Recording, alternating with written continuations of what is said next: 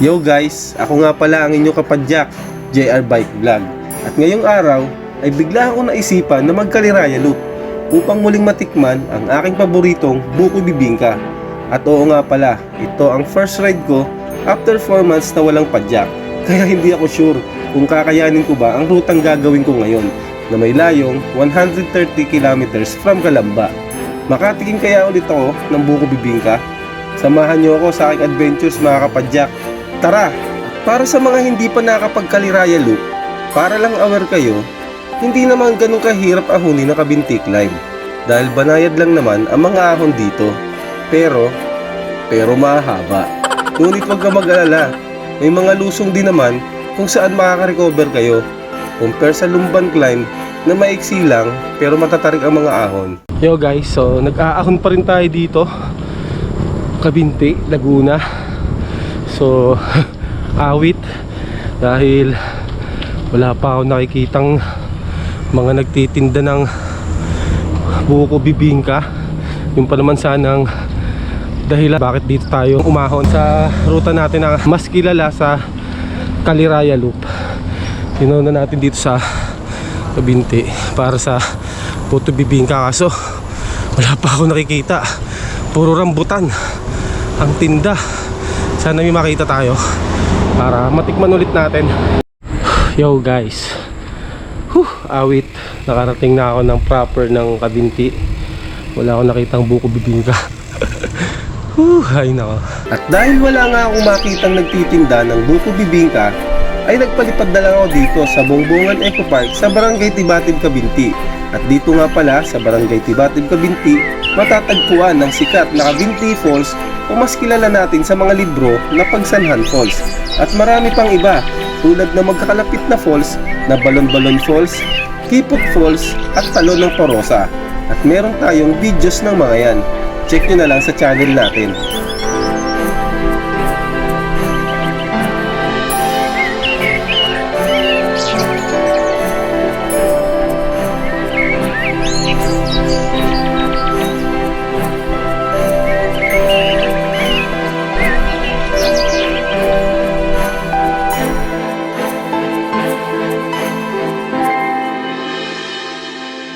Yo guys, time check 8:30 na. Failed ang buko bibingka natin. Papunta na tayo ng Kabinti pa rin to, pero papunta na tayo ng Kaliraya Lake. Grabe, failed, wala tayong nakitang buko bibingka. Pero sana dahil weekends ngayon, linggo, may pag-asa pa tayo, baka sa Kaliraya Lake meron tayong makitang buko bibingka, o kaya naman dun banda kila Mang Ador, yung titindi ng buko dun. Right, shoutout sa mga nakasabay natin kanina. Oh happy, sikat na sikat ka, kilala ka nila.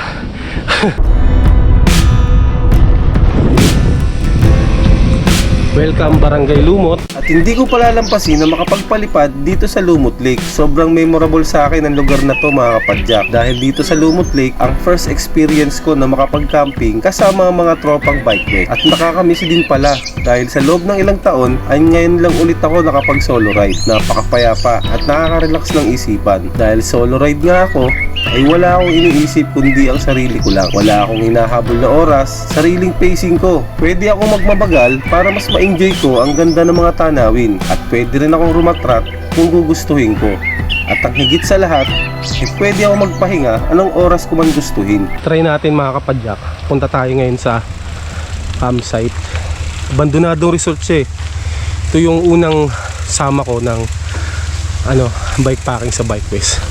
Try natin kung nakakapasok pa. Kasi mga kapadyak, after namin mag-camping dito, nabalitaan namin, pinagbawal na daw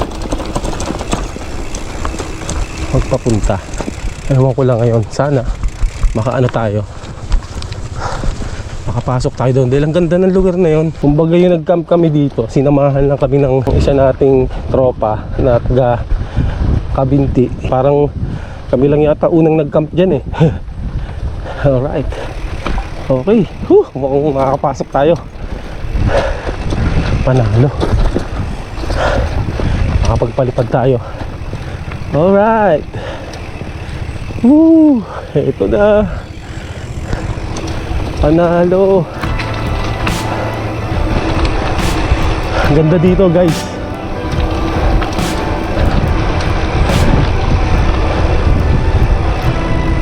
Alright. Woo! Low tide ngayon dahil yung pumunta kami dito, ano to eh, hindi kita yung ano na yun, yung sementado na yun. Ganda guys.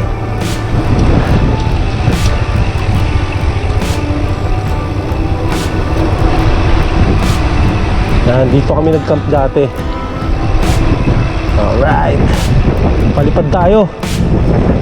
Alright, nakapasok tayo. Panalo, ang ganda nito, abandonado resort. So yun, dito kami nag-camp, libre yan.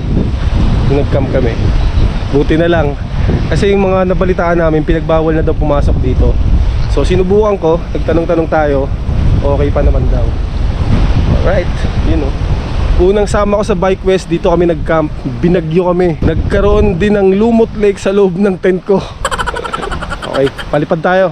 Hindi man ako nakakain ng buko bibingka, ay busog na busog naman ang aking mga mata sa ganda ng aerial view dito sa Lumot Lake. Siguro, sa mga susunod na araw ay babalik ako dito para mag-camping. Maghahanap muna ako sa internet ng medyo murang campsite.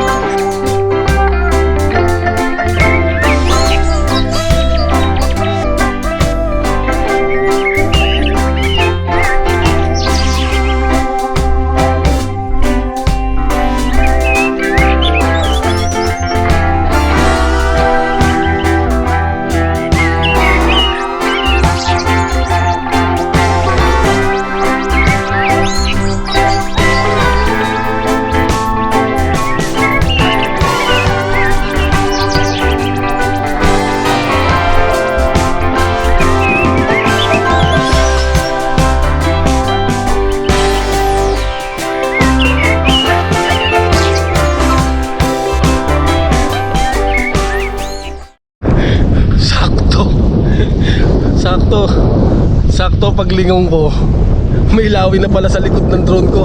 Dali-dali ko tuloy pinababa. Munti ka na tayo dun ah.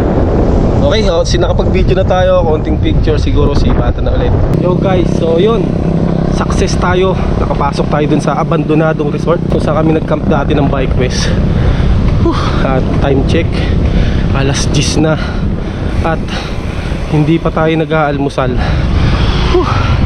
dahil sa buko bibingka na yan. Hanggang ngayon hindi pa tayo nakapag-almusal. Grabe, alas 10 na. Siguro doon na tayo sa Kaliraya Lake, almusal at tanghalian. Alright.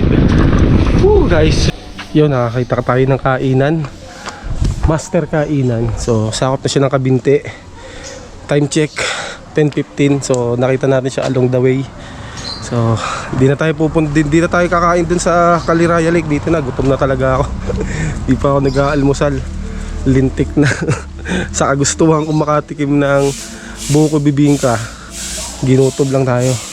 Okay, order tayo ng pares tsaka halo-halo. Okay, tayo na lang natin. Okay guys, so tapos na tayong kumain. Okay, so ilang metro lang, nandito na tayo. Kaliraya Lake to. Palipad agad tayo, tapos yun, sibat agad. Ganun lang. Alright, nakakamiss lang na umikot ulit dito dahil siguro mga 2 years nang nakalipas nung huling naglupa ko dito. Kaso ngayon ko lang ginawa yung reverse, kasi yun nga, target natin yung buko bibingka, kaso fail tayo.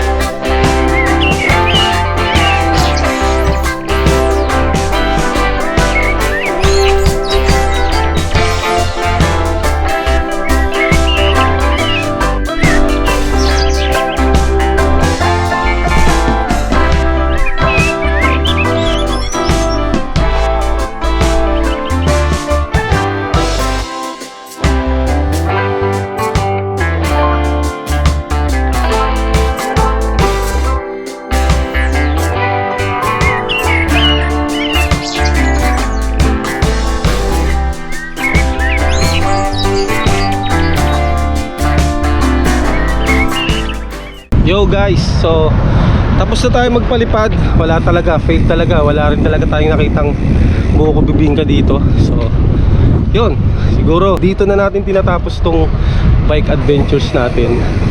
At yun, it's nice to be back after 4 months. Kaya shout out sa lahat ng mga kapadyak natin dyan, sa lahat ng mga bike to work. Ingat lagi tayo pagpasok sa mga trabaho natin. At kita-kits sa next adventures. At kita-kits sa kalsada at mga bundok. Okay, peace!